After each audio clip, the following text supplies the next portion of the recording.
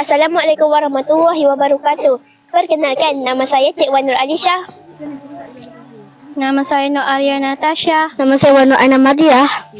Kami dari PPIM SK Merting ingin menunjukkan cara-cara untuk memasak masakan rimba. Untuk masakan rimba, bahan-bahan yang akan kami gunakan ialah ikan sungai segar, serbuk kulit, garam dan beras yang akan kita masak nanti. Pertama sekali, rakan saya akan melumur ikan ini menggunakan kunyit dan garam.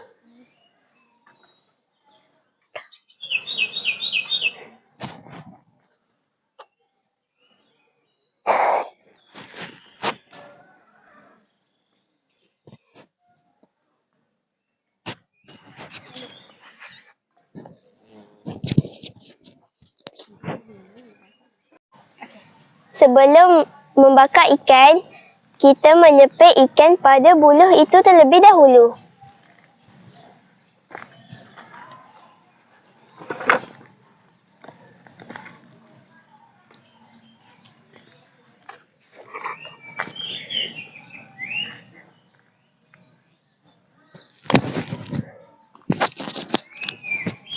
Seterusnya, kita akan membasuh beras ini.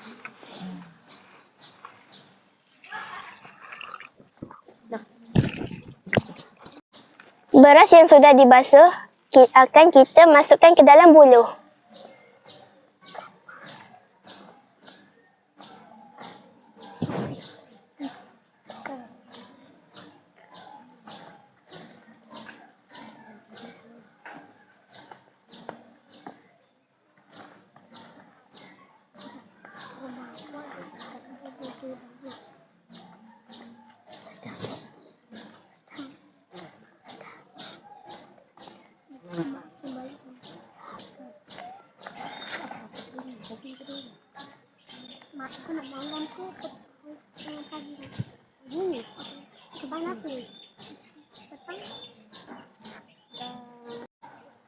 Masakan rimba kita hampir siap dan kita hanya perlu membakar ikan dan masak nasi.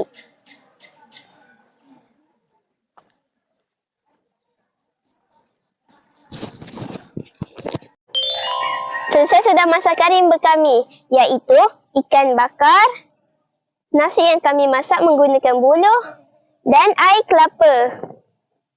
Sekian dari kami PPIM SK Merting. Terima kasih.